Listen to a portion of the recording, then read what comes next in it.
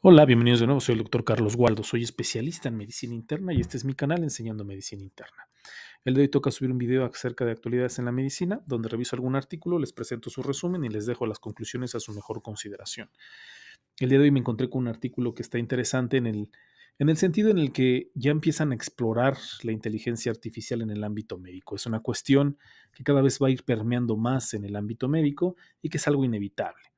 En específico, en este artículo, los autores exploraron el impacto que se tiene en los pacientes con hiperaldosteronismo al generar un dispositivo como de alarma en el expediente electrónico de médicos en Estados Unidos, en hospitales de Estados Unidos, en donde al meter ciertos datos en el expediente electrónico se genera una alarma o una alerta por parte de la inteligencia artificial en donde se generan las solicitudes o se genera una alerta para empezar el escrutinio de estos pacientes en busca de hiperaldosteronismo primario. Entonces, esto fue lo que exploraron los autores. En esa manera de introducción, sabemos que el hiperaldosteronismo pues afecta aproximadamente de todos los pacientes hipertensos, vamos a encontrar, de acuerdo a la literatura que revisemos, por lo menos un 10% de estos van a tener hiperaldosteronismo primario.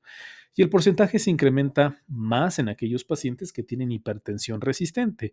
Se habla que es hasta un 25% de los pacientes con hipertensión resistente van a tener hiperaldosteronismo primario. Sin embargo, de todos aquellos pacientes que son candidatos para hacer un escrutinio y tratar de buscar un hiperaldosteronismo primario, la verdad es que son pocos a los pacientes a los que se realiza el protocolo de estudio.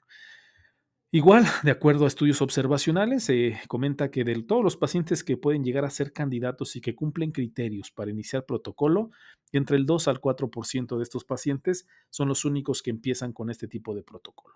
Y es que las guías son bastante específicas, o sea, las guías nos dicen cuáles son aquellos pacientes que están en riesgo y que deben iniciarse un protocolo de estudio.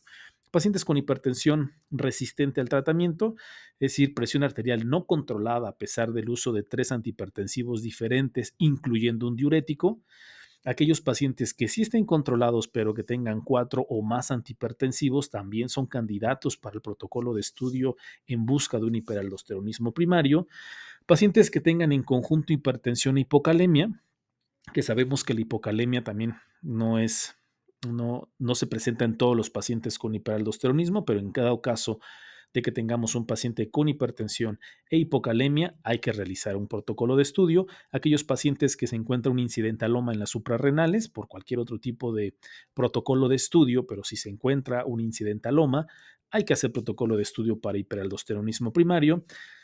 Aquellos pacientes con síndrome de apnea obstructiva del sueño, antecedentes familiares o sea, de hipertensión en edades tempranas, todos este tipo de pacientes nos establecen muy claramente las guías actuales que son candidatos para iniciar un protocolo de estudio. Sin embargo, a pesar de que varios pacientes pudieran llegar a cumplir estos criterios, son muy pocos los pacientes a los que se someten realmente a un protocolo de estudio. Entonces, estos autores, o en este estudio, se generó algo que ellos denominaron recomendaciones de mejoras prácticas, que por sus siglas en inglés es BPA, pero son estas alarmas o son estas alertas que genera el sistema, así se les denominó. Estas alarmas o estas alertas que genera el sistema se les denominó entonces recomendaciones de mejoras prácticas y de aquí en adelante le llamaré un BPA y que estas alertas estaban incorporadas entonces al expediente electrónico o a los registros médicos electrónicos o EHR como por sus siglas en inglés y se les denominó así en Estados Unidos.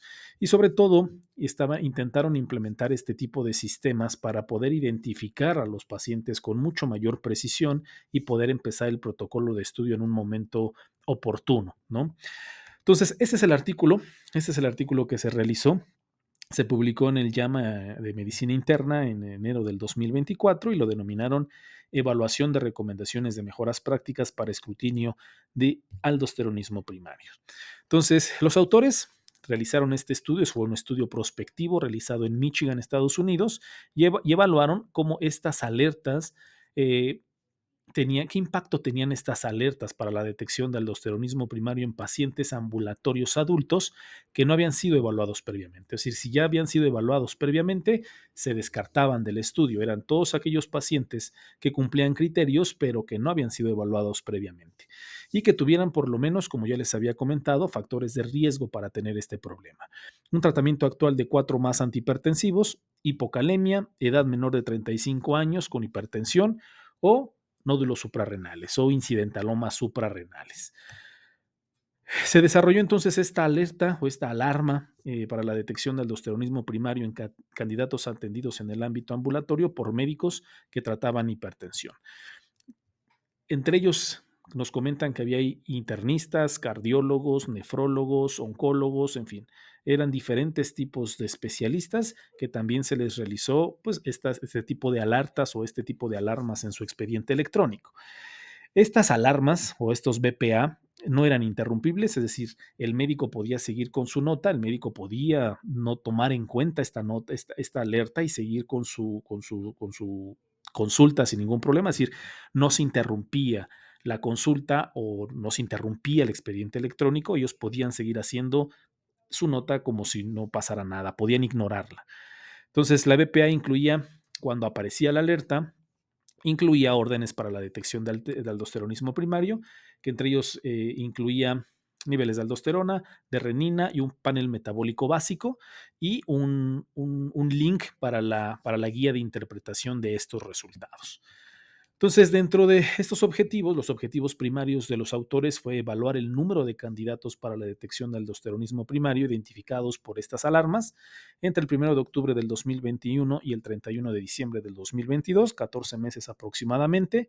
Se evaluaron la tasa de detección del aldosteronismo primario y los patrones de uso de este tipo de alertas, estratificados por especialidad de médicos, es decir, qué médicos eran los que más pues, le hacían caso a estas alertas que aparecían en el sistema. De los resultados, durante estos 14-15 meses que se llevó a cabo el estudio, la BP, o el expediente electrónico o estas alarmas identificaron un conjunto de órdenes inteligentes, es decir, aldosterona plasmática, renina y panel metabólico básico para 14,603 candidatos para detectar aldosteronismo primaria con una edad media de 66 años. Es decir, de todos los pacientes que se veían en la consulta por hipertensión, 14,603 pacientes, por lo menos la inteligencia artificial determinó que eran candidatos para empezar protocolo de estudio, porque contaban con algunos de los criterios que ya les había comentado previamente. 48% de estos candidatos tenían hipertensión resistente, 43,5 tenían hipertensión e hipocalemia. De hipertensión resistente, pues eran un poco más, pero también había un número significativo de pacientes con hipertensión e hipocalemia. En menor cantidad o en menor cuantía se encontraron pacientes con hipertensión y edad menor de 35 años y mucho menos pacientes con hipertensión e incidentalomas, pero los que más se encontró y los que más se generaron las órdenes fueron pacientes con hipertensión resistente al tratamiento e hipertensión con hipocalemia. Pero aquí viene lo interesante.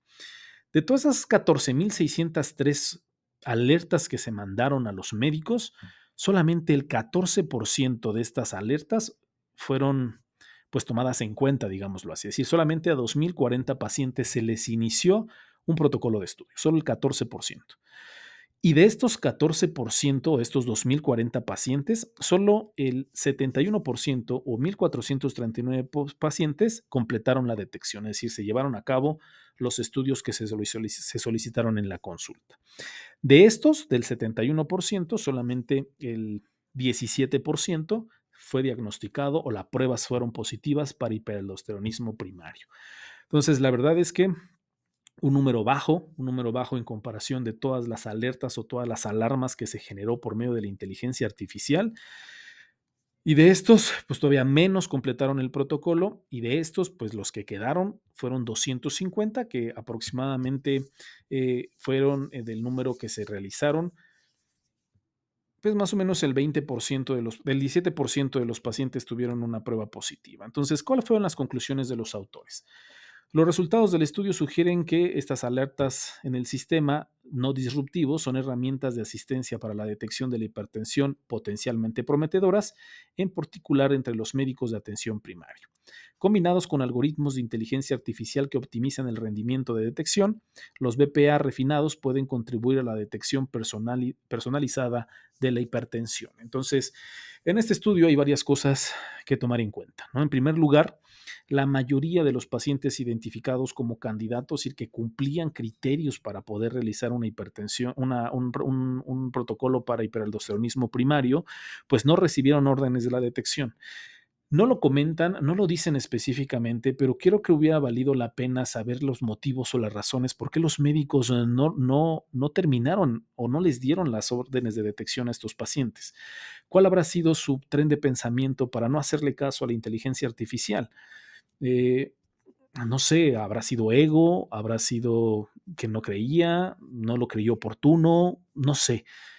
Está muy raro que tan por tanto el porcentaje, o sea, 86% de las pacientes que eran candidatos a iniciar protocolo, no se inició el protocolo. Entonces, hubiera estado interesante saber los motivos, o sea, las razones de por qué el médico pasó por alto esta detección que hizo el sistema, ¿no? Sin embargo, pues en este estudio se examinaron de 4 a 7 veces más candidatos para la detección de hiperaldosteronismo primario en comparación con otros estudios observacionales anteriores. Y tomando en cuenta esto, una cantidad sustancial de pacientes examinados, aproximadamente uno de cada 6 pacientes que se llevó a cabo la examinación o que se inició el protocolo, fueron positivos para la detección. Entonces, sobre todo en el ámbito público, o sea, por la cantidad y la carga de pacientes que podemos llegar a tener los médicos especialistas, pues en ocasiones es un poco complicado pues echarte un clavado a los expedientes electrónicos o al historial del paciente, sobre todo los estudios que le has realizado, sobre todas las enfermedades que estás valorando, conocer a pie juntillas a todos los pacientes que ves en la práctica clínica, sobre todo a nivel público, es muy complicado. No los conoces a todos. O sea, en ocasiones puede ser que se nos pasen algunos datos que la inteligencia artificial lo puede integrar y mandarte una orden. Oye, acuérdate que este paciente es hipertenso, tiene hipocalemia, o este paciente es hipertenso, ya tiene 4 antihipertensivos y te mande la alerta. No sé, no sé por qué se habrá pasado por alto estas alertas, pero pues es de llamar la atención, ¿no? No sé qué es lo que habrá sucedido, pero creo que habrá Habrá ciertos protocolos en inteligencia artificial que nos ayudarán y que nos facilitarán la vida para el diagnóstico de los pacientes, ¿no? Sobre todo en este ámbito en el que pues, la inteligencia artificial analizará, recolectará, revisará todos los datos que tú estás metiendo en un expediente electrónico y generar este tipo de alertas para tratar de recordarte algunas cuestiones que serán en pro de la salud del paciente, ¿no? No sé, como por ejemplo alertas de que el paciente es alérgico a ciertos medicamentos, alertas de que el paciente ha estado incrementando tales o cuales parámetros en sus estudios de laboratorio y entonces checar con mayor énfasis algunas cosas que el paciente está desarrollando y que probablemente se te puedan llegar a pasar por alto, en fin. Veremos este tipo de aplicaciones que se implementen en los expedientes electrónicos de las instituciones para el apoyo y la ayuda de mejores diagnósticos y mejores tratamientos para los pacientes. Veremos qué tanto nos ayuda y nos simplifica el trabajo como médicos. Y pues bueno, me pareció bastante interesante. Yo creo que va a haber muchos más artículos al respecto sobre la inteligencia artificial y en la medicina, sobre el diagnóstico, los tratamientos y demás. Será interesante ver hasta dónde llega esta situación con la inteligencia artificial y si en algún momento dado los médicos podemos llegar a quedar obsoletos en la atención y el tratamiento de los pacientes, porque la computadora y la inteligencia artificial hará el diagnóstico y tratamiento de la mayoría de los pacientes. Veremos, es una visión fatalista, es una visión pesimista de lo que puede llegar a pasar para los médicos, pero la verdad es que la inteligencia artificial está avanzando a pasos agigantados y pues suplirá muchas de las cuestiones médicas que hoy en día tenemos. Y pues bueno, nada, eso sería todo. Que tengan un bonito día y una excelente, excelente semana.